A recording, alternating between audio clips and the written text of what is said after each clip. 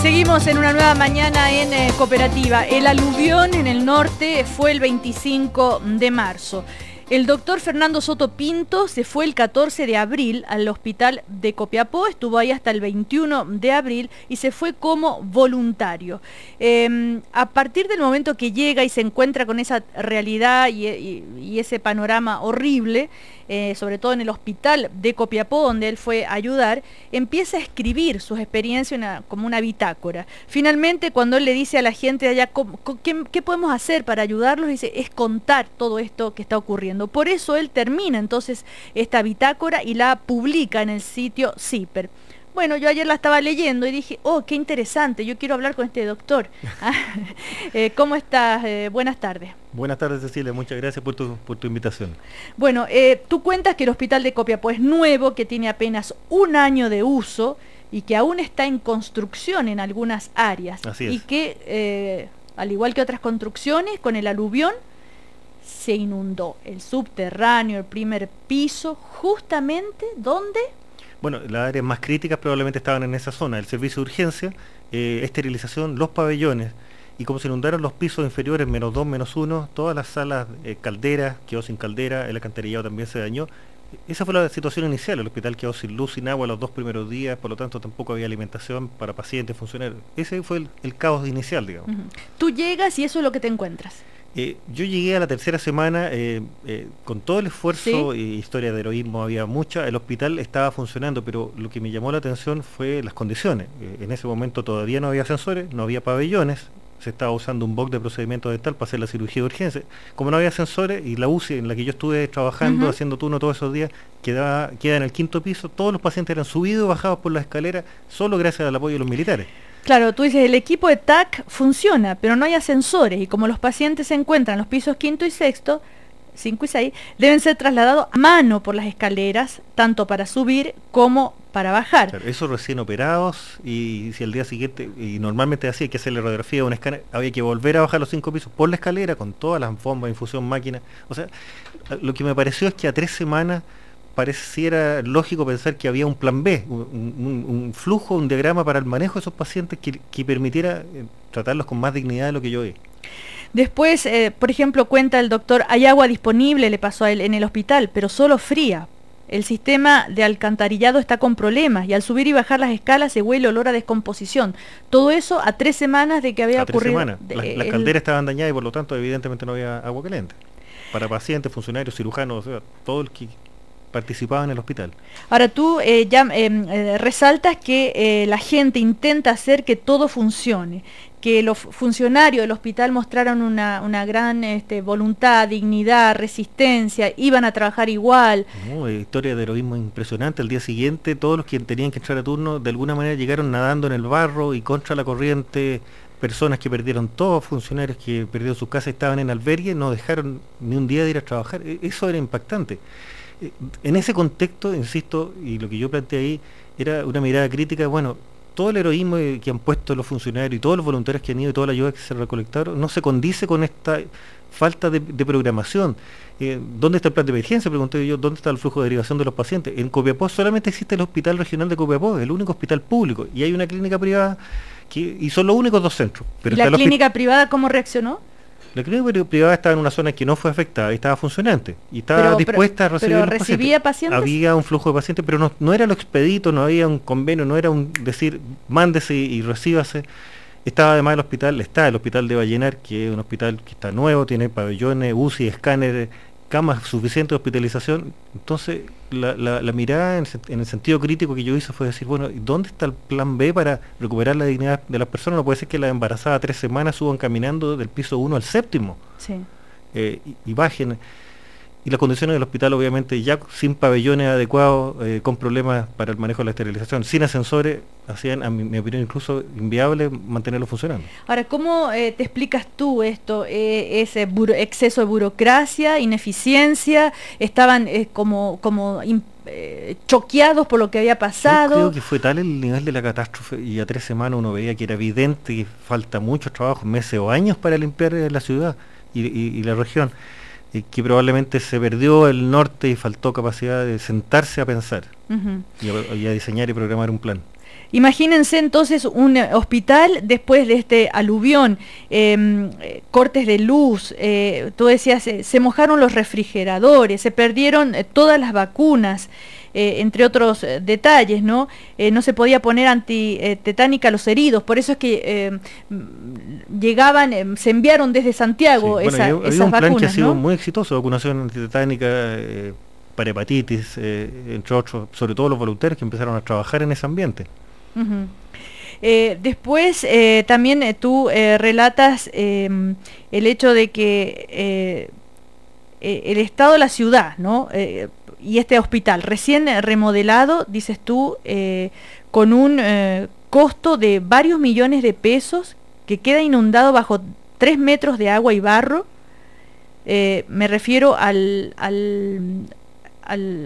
estadio, sí. El estadio estaba recién remodelado, varios miles de millones de pesos, claro, y como estaba construido en subsuelo, quedó impresionante, de galería a galería, cubierto por un mar de barro y agua.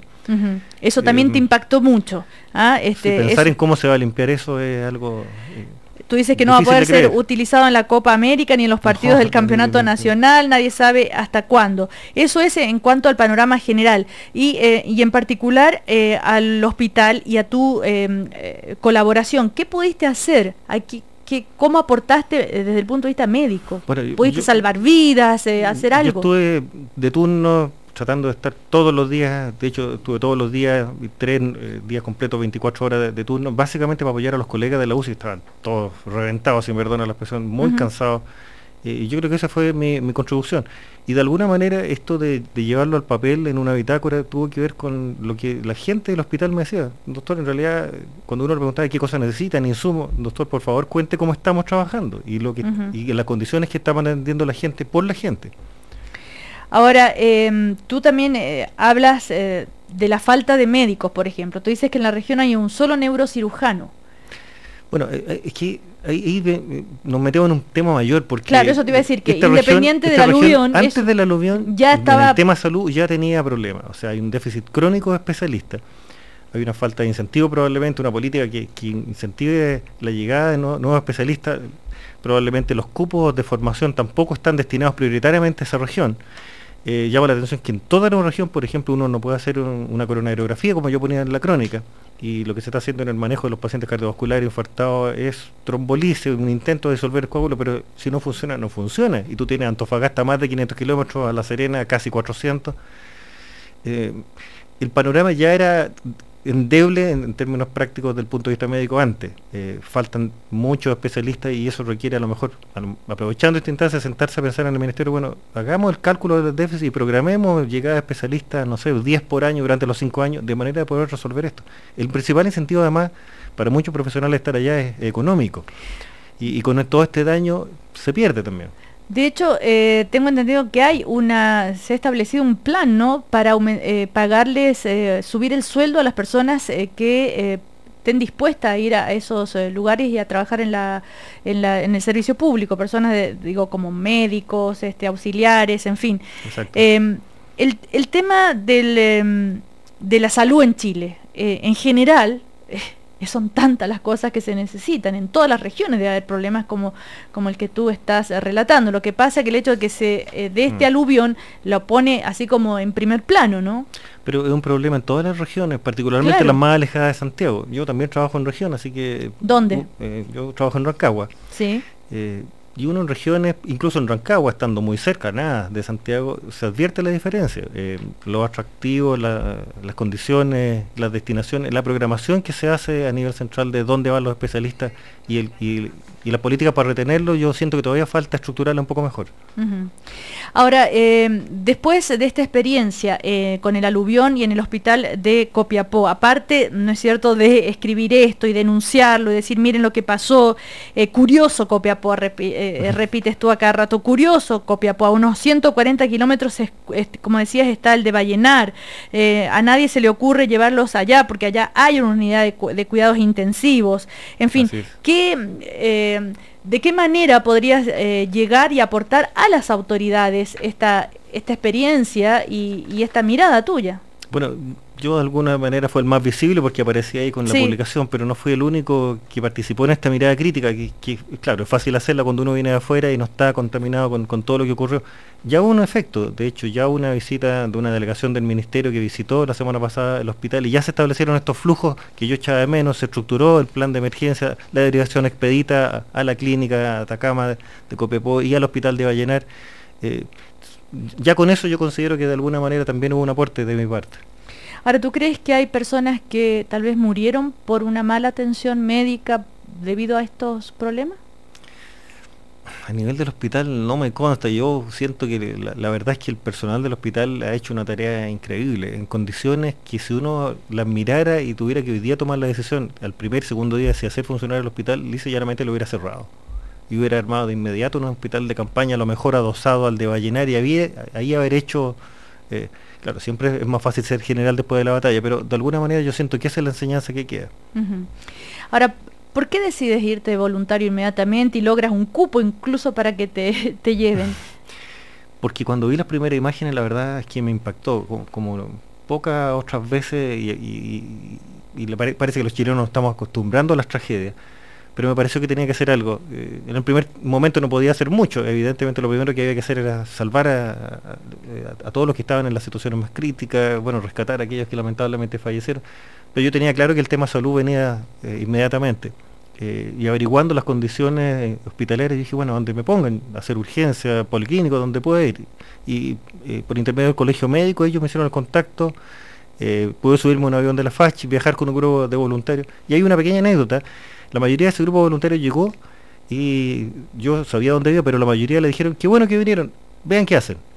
Y eso te demuestra que efectivamente faltaba un plan estructurado para aprovechar justamente ese insumo de personas que voluntariamente fueron y pusieron lo mejor a su parte y eran profesionales todos. Bueno, todos los chiquillos, enfermeros del SAMO, tecnólogos, etcétera, enfermeras, técnicos de enfermería, se ubicaron, armaron un grupo, hicieron operativos, vacunaron a cientos de personas. Pero también eché de menos en ese plano una estructuración mejor para aprovechar justamente a los voluntarios. ¿Tienes pensado volver? Porque me imagino que todavía hay necesidades, o sea, sabemos que hay todavía necesidades en el norte.